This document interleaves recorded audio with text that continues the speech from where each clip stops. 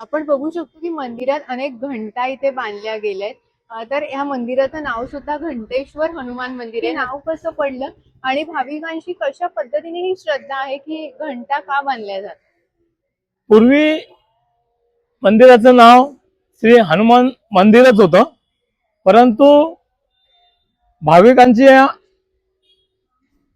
इच्छा पूर्ण होत त्यांनी 1 घंटा 2 घंटा अशा घंटा बांधत गेले. एवढ्या घंटा झाल्या की घंटा लावण्यासाठी जागा शिल्लक राहिली नाही.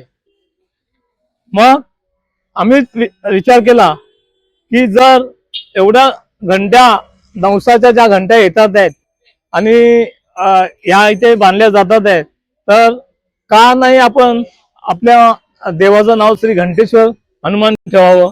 मग तेव्हापासून म्हणजे आमचे अध्यक्ष असल्यापासूनच तेव्हापासून आम्ही श्री घंटेश्वर हनुमान मंदिर या नावाने आम्ही धर्मदायकलाच आम्ही त्याच पद्धतीने आम्ही ते नावाने रजिस्टर केलेलं आहे.